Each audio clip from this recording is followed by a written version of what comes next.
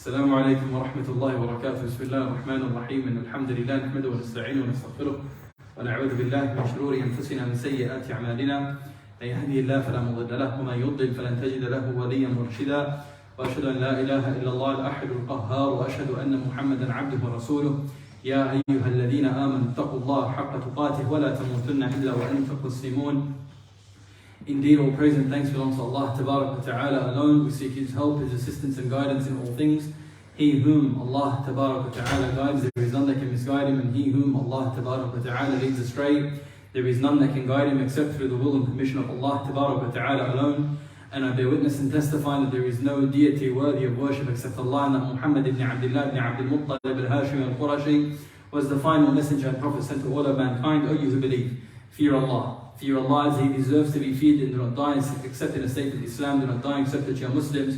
رب اشرح لي صدري ويسر لي أمري واحلل عقدة من لساني يفقهوا قولي. Alhamdulillah, this is lesson 41 in our reading of Ad-Dawa, the disease and the cure. And Alhamdulillah, we are on page 158 of the old edition. Now, because today it looks like many of the brothers have gone to camp, to the Ahl Sunnah wal Jama'ah ASWJ yearly camp, including our cameraman. So today's lesson is going to be a shorter one. We were supposed to take two punishments of sins, the effects of sins, but it looks like we just have to take one today, just so that the recordings can be uniform online as well, with the brothers and sisters who are watching all around, wherever they're watching from. So Ibn Qayyim rahimahullah says, from the punishments of sin is the withdrawal of shyness, which is the essence of life of the heart and the origin of all good. Its absence is an absence of all good. Imam al-Bukhari rahimahullah collected a narration wherein the Prophet sallallahu alaihi wasallam said, all of shyness is good. He also is the subsection of the effect of sins, with shyness being removed from one's heart. And he is saying, rahimahullah, that's the actual essence of the heart is shyness. And it is the origin of good. And its absence is the absence of all good. The heart that has shyness, there's khair in that heart. There's a lot that heart can do. Because that is what pushes someone to go and do the ta'ah of Allah subhanahu wa ta'ala and abstain from that which is haram. The one who doesn't have shyness, however, will do as he wants. He doesn't feel shy from Allah subhanahu wa ta'ala and doesn't have any shyness from the people.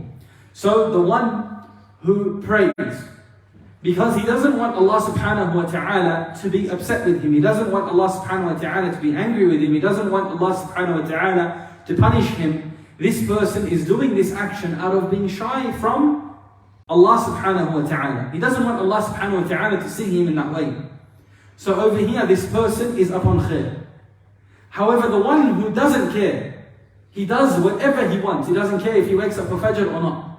He doesn't care if he does any of the sins, whether it's between the people or between him and Allah.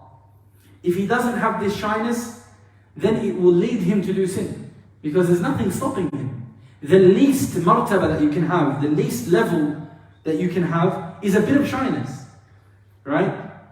And if you don't have that shyness between you and Allah, then sometimes some people have shyness between the people. So for instance, someone's in the bookstore there, right?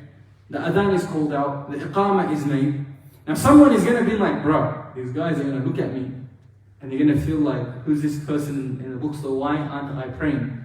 So maybe perhaps, inshallah, I've heard stories, but inshallah, he'll come and pray with the jama'ah. Maybe he hasn't prayed all day, but accept that prayer because he has some sort of shyness from the people. This is better than the one that doesn't have any shyness at all, who says, to hell with everyone. I don't care if they see me pray or they don't see me pray, who cares? Do you get what I'm saying? So over here, the Prophet ﷺ has mentioned in a hadith that's authentic that all of shyness is good. All shyness is good. There isn't a type of shyness that is bad. If someone has shyness, this is a good trait. A good trait. And the other hadith that is mentioned is that one of the sayings of the earliest prophets, of the earlier prophets, that we have, that is 100% authentic, Because a lot of the statements of the past prophets we don't have, right? Because we don't have that which is authentically transmitted to us from the Quran and the Sunnah. And they don't have their chains of their books. So we can only affirm that which affirms our Sharia and that which the Prophet ﷺ has told us, like this hadith. Right? So with the previous texts, we are supposed to deal with them in a certain way. You can't say that something is not true if it doesn't go against the Sharia. So for instance, if there is a statement in the Gospel or the Torah that says that the type of tree that Musa alayhi salam's staff was from is this type of tree. Or Nuh alayhi salam made his ark from a certain type of khashab, certain type of wood. So over here we don't have authentically transmitted hadiths regarding this issue. Nor do we have that which negates it. We don't have something that says, no, it's not a tree, it was metal, for instance. Yes? So over here, we can't say it's authentic, and we can't say that it's not. We just leave it. However, that which goes against our Sharia, like for instance in the Bible, if something, for hypotheticals, for just as an example, if in it stated that Isa alayhi salam, according to them, said that I am God. This over here, we don't say, oh, you can't deny or can't affirm. Over here, this has to be denied. This is kufr. This is disbelief. This is shirk. Or for instance, that Dawood alayhi salam did heinous crimes, sins. Right? So over here, this goes against the manhaj of Islam. So over here, this has to be denied.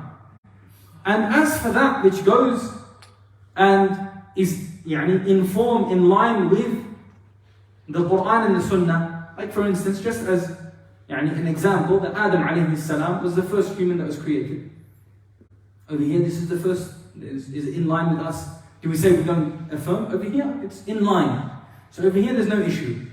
So over here, this hadith that we have from the earlier statements of the previous prophets, that which we have, that An-Nabi sallallahu alayhi wa sallam stated, over here we 100% believe it. Why? Why? Because the Nabi sallallahu alayhi wa sallam is telling us this is true. He is telling us this is what the past prophets were upon. What were they all upon? What were the past prophets upon? إِذَا لَمْ تَسْتَحِ فَاصْنَعْ مَا شِئْتَ. If you do not have shyness, do whatever you want. If you have an absence of shyness, do whatever you want. There are two possible meanings of this. Ibn al-Qayyim rahimahullah mentions, he says, there are two explanations to the above narration as mentioned below. One is that it takes the context of a threat and a warning. The meaning, whoever does not have shyness will do as they please from the various vile acts, as the force that urges one to leave off the sin is shyness. So if there is an absence of shyness to prevent a person from vile acts, he will fall into them. This is the explanation of Abu Ubaid. The second, I'm going to explain it, right? The second explanation, second possibility of what this hadith means, that if you don't have shyness, do whatever you want, do whatever you like. The second is in reference to the action itself, that if you are not shy of Allah subhanahu wa ta'ala, then perform it. However, it is still obligatory to leave off anything that makes you shy before Allah subhanahu wa ta'ala. And this is the explanation of Imam Ahmad from the narration of Ibn Hani, rahimahullah. So, what are the two explanations of إِذَا لَمْ تَسْتَحِي فَاصْنَعْ مَا شِئْتَ? The first is, it's a threat, it's a warning. That if you don't have shyness, you're going to do whatever you want. Do whatever you want. But you're going to be asked about it. It's a threat. It's not calling to evil. It's saying that because you don't have shyness, do whatever you want. Because you're not of that capability to even have shyness, so you're going to do as you please. Do you get the threat in there, the warning in there? إِذَا لَمْ تَسْتَحِي. If you don't have shyness, do whatever you want. It's a form of tahaddi almost. Like, do whatever you want. But you're going to seek, it's going to come back to you. You're going to have to answer for your cause. You're going to have to answer to it, to Allah subhanahu wa ta'ala. The second is, إِذَا لَمْ تَسْتَحِي فَاصْنَعْ مَا شِئْتَ. That if the action that you are doing doesn't require you to have shyness from Allah subhanahu wa ta'ala, then do as you please. So, if there is an action that you are not it's not a sin. It's not something that's evil. So you're not shy to do that in front of Allah subhanahu wa ta'ala, then do as you please. Do you see the difference of it? If you don't have shyness, the action that you do, if it doesn't require you to be shy from Allah subhanahu wa ta'ala, then do as you please. Whereas the other is, if you don't have shyness, then do as you please. Do as you please. Watch out. You're going to have to answer for it as well. Because you don't have shyness, you're going to do whatever you want. So do it. But you're going to have to answer to it. The difference is very subtle, subhanAllah, in the same hadith. Two totally different meanings. And he says, based on the first explanation, it is a threat similar to the statement of Allah subhanahu wa ta'ala, اِعْمَلُوا مَا شِئْتُمْ. Do as you please. Do as you please. And this was to those who denied the ayat of Allah subhanahu wa ta'ala. As a form of a threat, Allah isn't calling to you to do sin. He's saying that if you're going to deny my signs, if you're going to deny me, then you're going to do as you please. Do whatever you want. Go, do whatever you want. But you are responsible for yourself. And you are responsible for the consequences. And based on the second explanation, Ibn Qayyim says, it does not amount to a threat. There's no threat in it. If you're not shy from the action that you're doing, because it's not haram, then do it. No problems. No problems. It's not a threat. So over here, he says, if it is asked, is there a way to answer, to understand it in harmony with both explanations? Can they both be mixed? Can they both mean the same thing? Can we put both of those meanings together? He says, I say no. Ibn Qayyim says no. They either have to mean one or the other. You can't have both meanings in the one. So he says, I say no, they cannot be combined due to their conflicting content. However, accepting one of them would constitute a consideration of the other.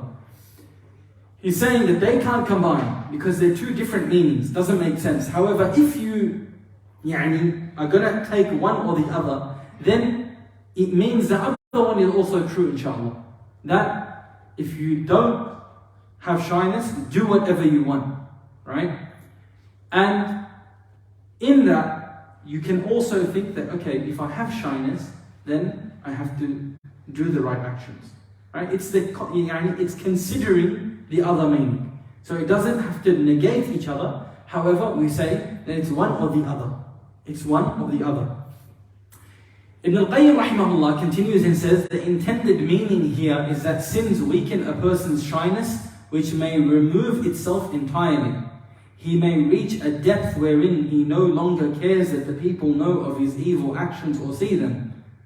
In fact, many of them inform others of their lowly condition and the evil that he perpetrates. His detachment from any shyness motivates him to do so. If a servant reaches this condition, there seldom remains any expectation for his rectification, as it has been said about such a situation, if Iblis sees his face, this person, he welcomes him. And he says, I have redeemed one who will not succeed.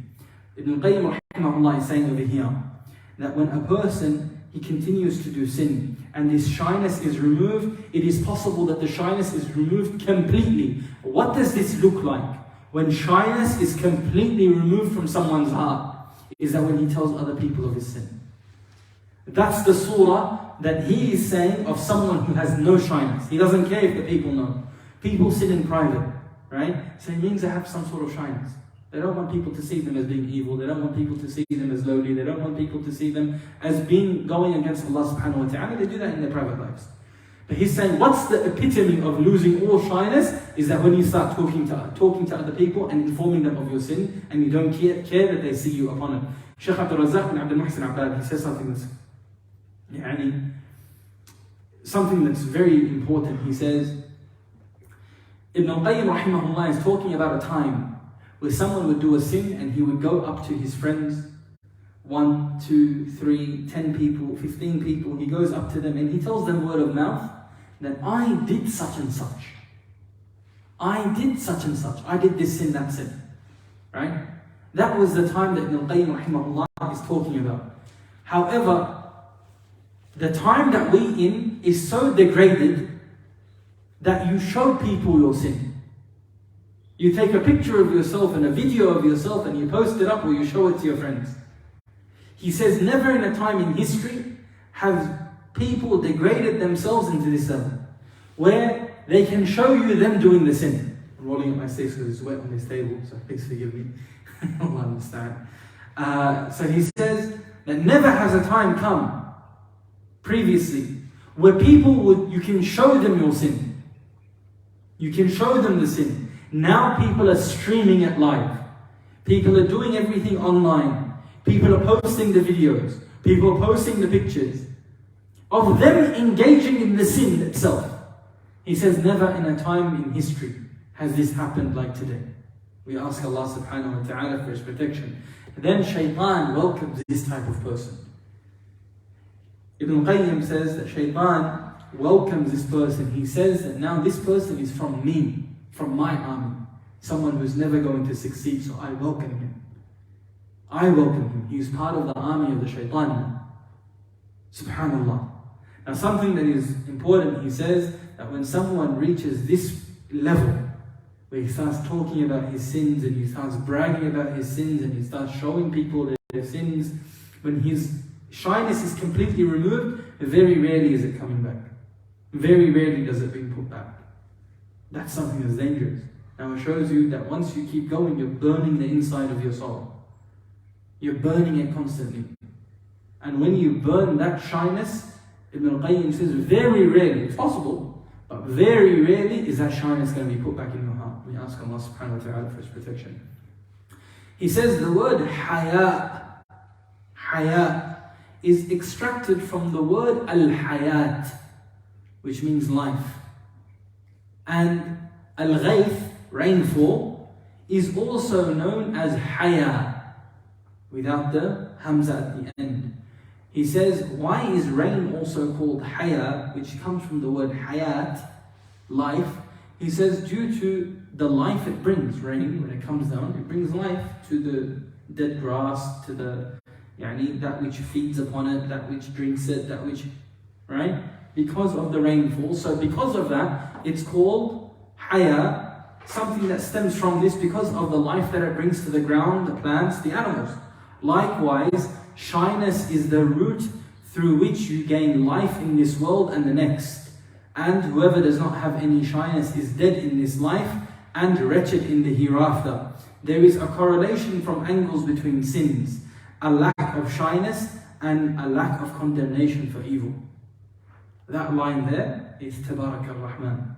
He says when you look at sins, they have two similar characteristics, all sins.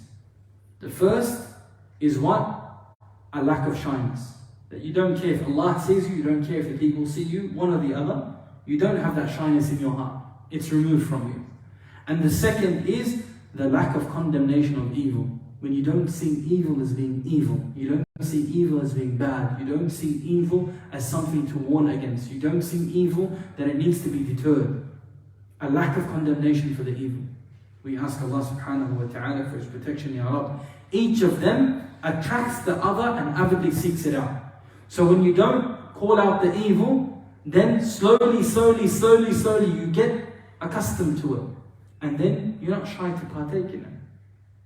When you see evil, and it flourishes, and it's widespread, everyone's buying a house on riba. Everyone bought a car on riba. It's just 1%. I want an AMG like the rest of the boys. Right? He gets it.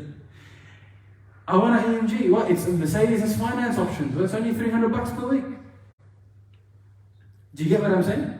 So over here, when it becomes so widespread, and you don't call it out 2 times, 3 times, 4 times, and then more and more people around you have it, it becomes a custom. Khalas, it's not something normal. And this is the effect of bad company. We ask Allah subhanahu wa ta'ala. So each one, when you don't have this, it attracts the other. When you don't have this, the shyness, the lack of shyness being removed, it's coming towards it. It's like they're magnets. They call each other out. So that when you don't call out the evil, slowly, you're going to remove the shyness from your heart. All the opposite is true. That when someone is doing sin, constant sinning, and then the shyness is removed from his heart, then Once the shyness is removed from his heart, if he sees other evil, he doesn't care about it. There's no condemnation of evil. Evil is okay then. He doesn't care if there's evil present or not. So they both have a relationship. The condemnation of evil, calling out evil, saying that it's evil. Even if it's in your heart, right? At the bare minimum, when you have that hatred towards sin in your heart, that's the bare minimum. But if you don't have that, they call each other out. Then you're going to have a loss of shyness as well. We ask Allah subhanahu wa ta'ala for His protection. Then Ibn al-Qayyim rahimahullah continues, he says, whoever has a shyness that prevents him from enacting the sin, Allah will be shy to punish him. Allah subhanahu wa ta'ala will be shy to punish him on the day the servant meets him. So you have shyness with Allah subhanahu wa ta'ala, you don't come, you try to, you don't want to do the sin. Perhaps you even took steps towards the sin. You planned something. But then last minute you had regret, remorse. And you said, I don't want Allah to see me in that way. You had that shyness of Allah. And Allah subhanahu wa ta'ala will be shy to punish you on the day of judgment. You had that shyness. So Allah will be shy to punish you. Subhanallah. These statements, wallahi, words of gold from Ibn al-Qayyim rahimahullah. And he says that whoever is not ashamed of sinning, if you are not ashamed of sinning, Allah shall not be shy to establish His punishment on him. The opposite is true. If someone doesn't have this shyness with Allah subhanahu wa ta'ala, Allah subhanahu wa ta'ala will make an example of him. You wanted everyone to know what sin you're on, now you're going to find out that everyone knows what punishment you're going to get. You know that you wanted everyone to see, then you're going to face those punishments, the effects of those punishments, outside of the sitr of Allah subhanahu wa ta'ala. Outside of the protection and the covering of Allah subhanahu wa ta'ala. You expose yourselves, Allah subhanahu wa ta'ala will expose you. You ask Allah subhanahu wa ta'ala for His protection. I think on that, because this table is wet, because our cameraman didn't come, Allah understand, we'll call it off over here. The next lesson is going to be regarding Allah subhanahu wa ta'ala. And from the effect of sins is they weaken the veneration of the glory of Allah. The haybah of Allah subhanahu wa ta'ala is removed from one's heart. And then after that, inshallah, we're going to take that they cause Allah subhanahu wa ta'ala to abandon and forsake the servant. So relating to Allah subhanahu wa ta'ala, the effect of sins, it will be next week inshallah. I believe the brothers are coming back on Monday, so hopefully we'll have the rest of the brothers here. Barakallahu feekum wa sallallahu ala nabiyyina Muhammad wa ala alihi wa sahbihi wa sallam. Jazakumullahu khairan. Assalamu alaikum wa rahmatullahi wa barakatuh.